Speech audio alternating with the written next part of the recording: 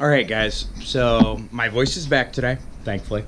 So yesterday we pulled the transmission and transfer case out of the truck. So now it's back in the garage. Thankfully, it's also warmed up a little bit. So now we're going to try to get a couple things done. Unfortunately, I don't have a ton of time tonight. But what I think we're going to do, I think I am going to put the... I've got a spare starter and flywheel. I think I'm going to put that on the back of the motor, try to crank it. It did look like some coolant was coming out of cylinders 6 and 8. We're going to see if we can crank out all of it. I don't know what could have been the cause. I mean, it's probably a bad head gasket, but no matter what, we're going to see if we can crank it. If we can at minimum crank it, then we can at least do like a compression test on the cylinders before we put in the spark plugs and try to even potentially try to fire it. So... but first things first, I'm probably going to remove the fan off of the water pump just because it is contacting. I'm not even sure if there's actually any fluid in the radiator itself. To be honest, it doesn't really matter, but I'd like to not make a huge mess. So I'm probably going to go get my light real quick and then probably pull off the fan real fast, get that pulled off, then we can kind of pull the shroud and whatnot and go from there.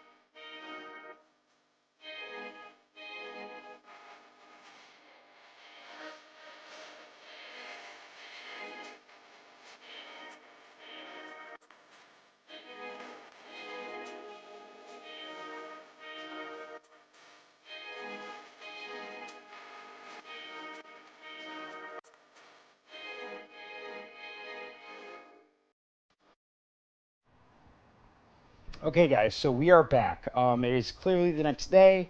We were kind of screwing around a little bit with the Suburban the other night. Decided to end the video that night. Think a little bit more over of what our options are. So definitely having coolant come out of cylinders 6 and 8 for sure, pretty much without a doubt in my mind. This is kind of where I have landed with the situation. I'm going to go back and add a 1/16 of an inch of shims because that's what we have. Here, these shims, they're just kind of in the truck, so we're going to throw those in with the starter. Hopefully that'll kind of eliminate the noise that we're getting with the starter itself. So ideally that will fix the issue that we're having on that piece is, to at least alleviate any other damage that we will be occurring or incurring from that situation. So hopefully that will get it good enough for us to run a compression test on the motor. That is the goal for this. Once we run a compression test of this motor, I think it's time to yank the motor out of this thing and move on to other topics. This motor was never going to stay in this truck. There's no reason to continue to waste time on it. In my opinion, it's just going to continue to be a time suck, especially since it's not really worth investing any time or money into getting it running, at least in my opinion. I don't hear a fuel pump going off either, so more than likely the tank's going to have to be dropped. So it's like we're just adding time for no real value. So instead, we are going to at least start on this. I'm not really going to do a whole lot on this motor in this video. The only thing we're going to do is we're going to take off the factory clamshells. We're going to put on, we went and got some sliders, just some generic slider plates off of Amazon. So those are going to bolt on directly to the sides right there. Those are going to enable us to be able to install, at least put the motor into the bay. At least as of right now, we'll probably end up having to run a ratchet strap kind of like this situation, what we have going on right now, because we are not going to put in the 4L80 as of yet. I still need to order all the parts for the LS, the cam, springs, rear main. I like to do the gaskets, so I'll do a timing cover gasket, valve cover gaskets, oil pan gasket, I think I said rear main on there, and that's pretty much it. I never touch the head gaskets on these. They don't fail naturally. This motor's not going to see boost. Maybe it will later on, but even then, I'm not going to run anything crazy. It's going to be fairly conservative. So really, we don't need to really touch this thing. Maybe the valve valley cover, but the valley cover will just be changed out entirely. So really, this is only just going to be set in there for right now, just to get it off the stand so we can put the 350 on the stand to tear the heads off and kind of, unfortunately, tear into the motor, which is something I didn't really want to do, but now we are going to have to do. So that's kind of going to be kind of the game plan for today. So I'm going to swap on the little slider covers, or I'm sorry, the little sliders onto the LS motor today. And then we will kind of monkey around with the small block and circle back. Cool.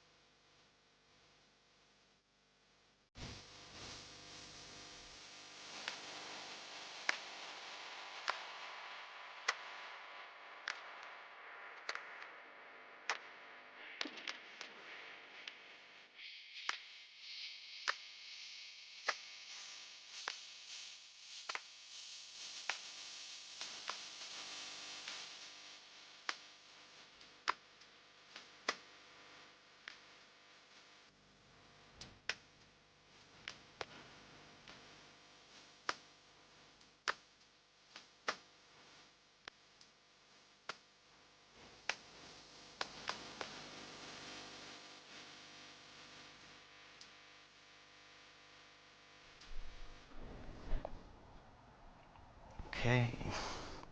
I just realized I did not have my mic on during any of that, so I apologize for that, guys. Woo, that was a lot. Okay. All right. Okay, so to give you guys a quick update, we took off the inner the inner fender over here to make it a little bit easier for us to see what exactly is going on with everything. Wow, that was weird. So that was reading 225 psi. That was kind of wild. Let's thread it into one of them that we believe is a normal motor or normal cylinder. So we'll see what's going on with that one.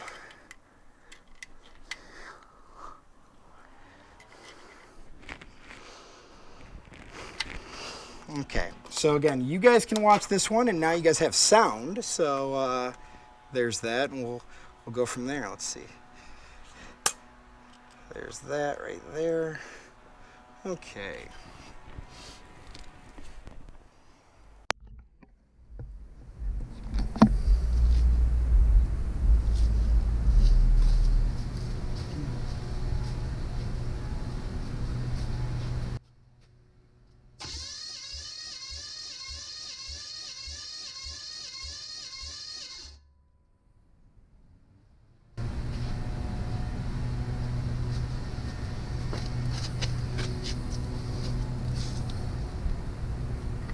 Huh.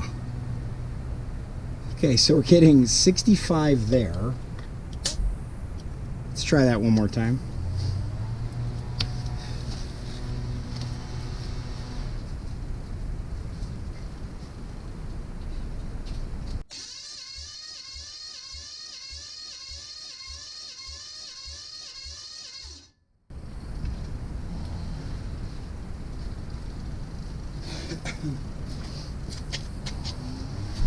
Okay, so 75, all right.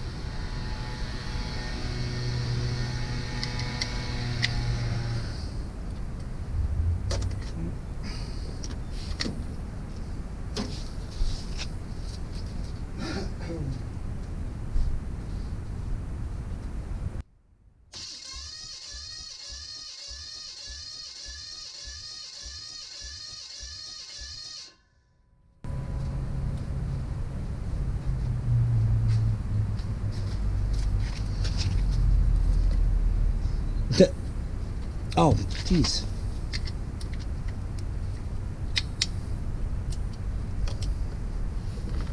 Okay.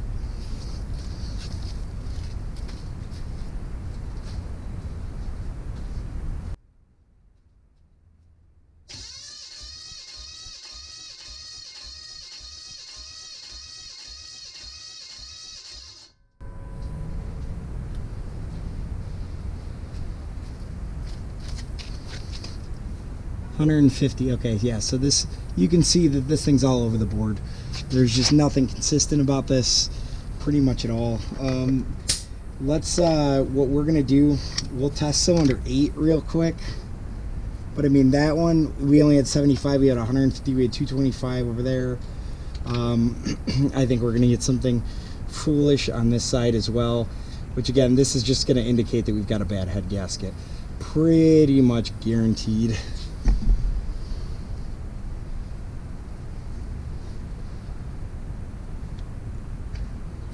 Let's see.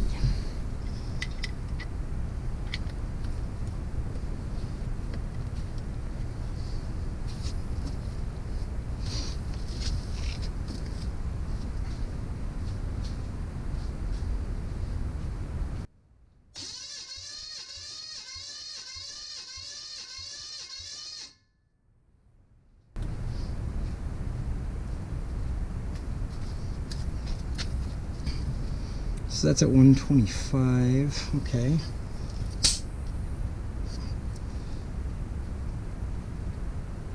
So, I'm worried that we're starting to run out of juice in the battery. Let's see if I can get this out. Let's see if we can get a real number out of this one.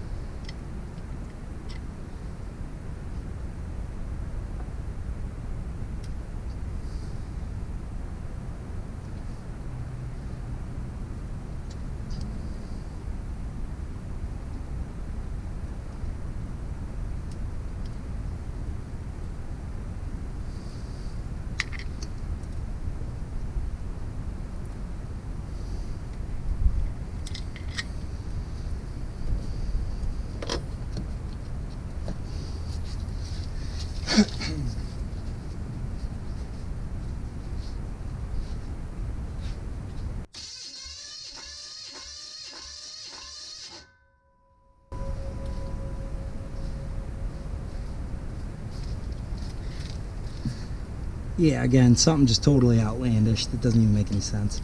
So yeah, okay.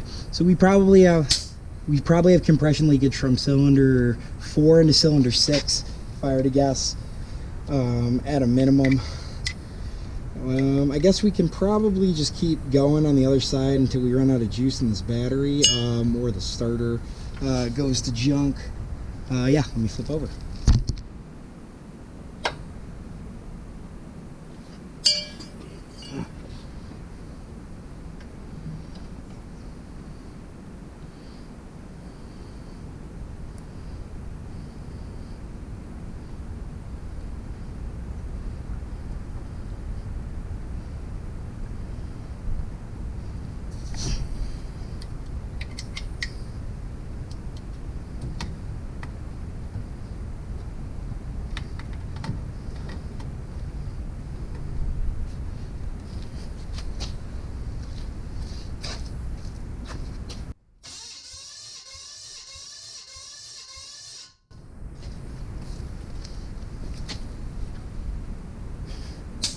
Okay.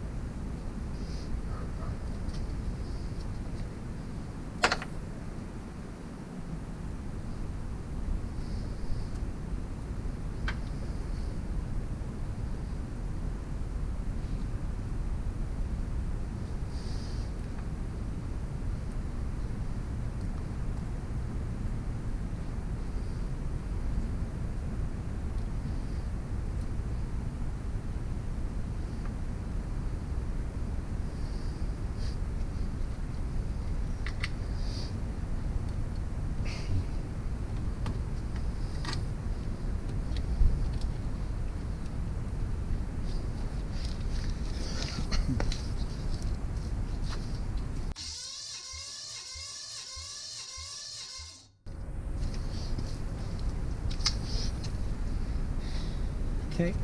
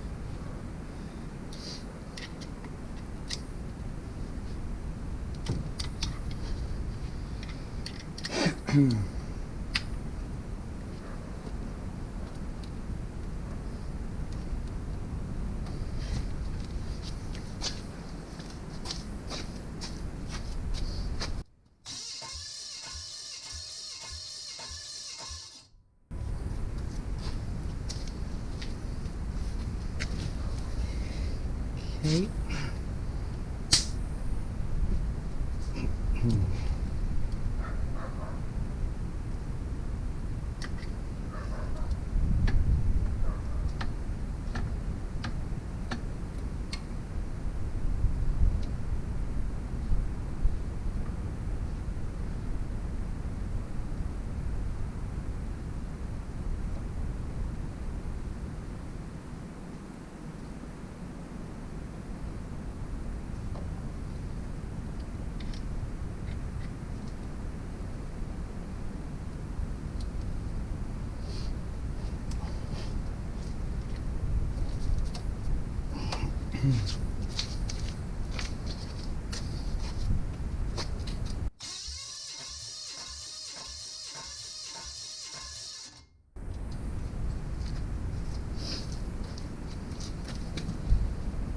Okay.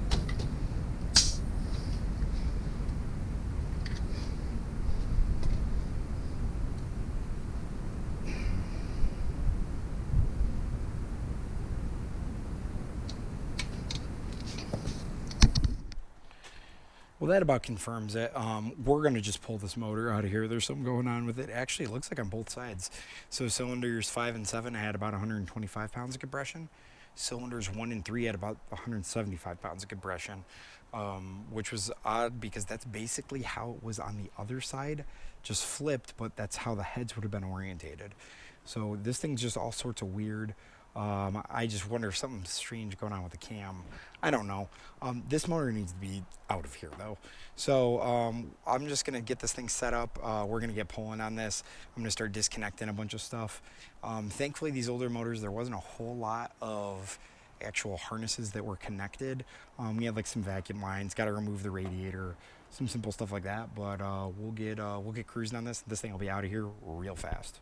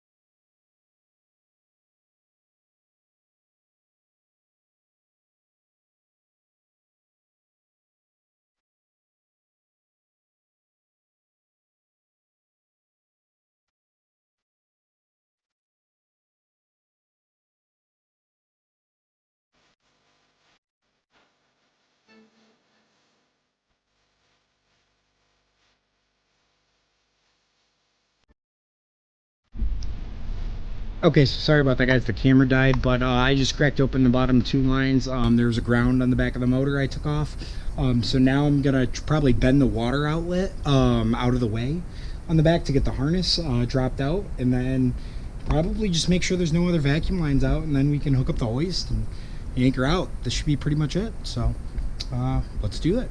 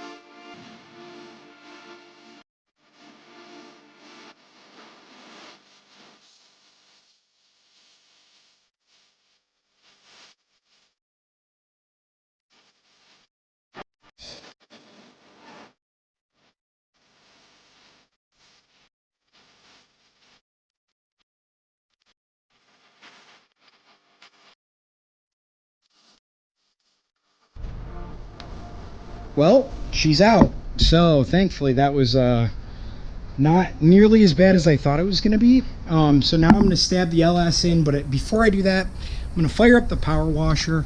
As you guys can see, there's just still an absolute ridiculous ton of dirt and dust and all that crap. So since the LS isn't going to be permanently installed, really this is just more for mock-up than anything else. I'll still probably put the bolts in just so we can get it all lined up and make sure that everything's good. But like I said, I'm going to fire up the power washer, spray out the bay just because I've got everything out, and then spray off a couple of those other items that have all been sitting over here. So, okay.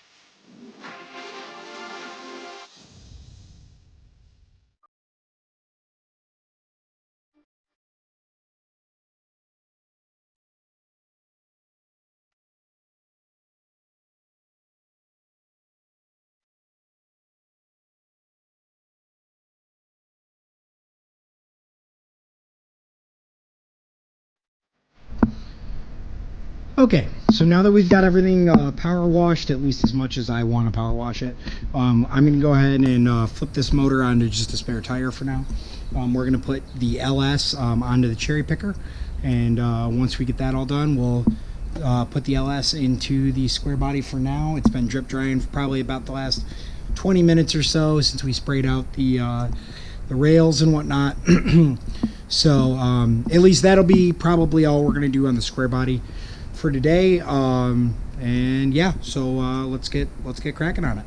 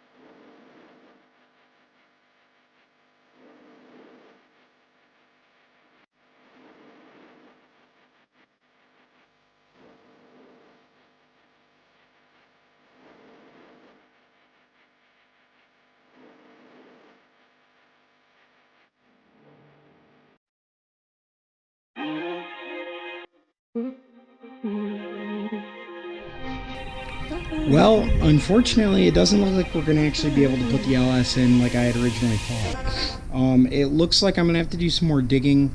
I think now that I'm starting to remember a little bit more, I think I have to actually move the motor mounts up. I think that that's what the problem is.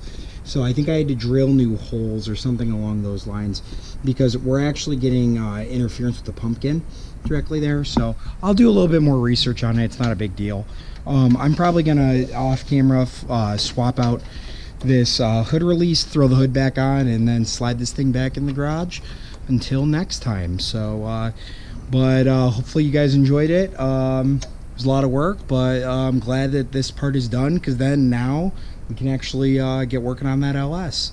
Well, we'll tear into that small block a little bit more, but then we'll get moving on that LS. So thanks for joining me. Like, comment, subscribe.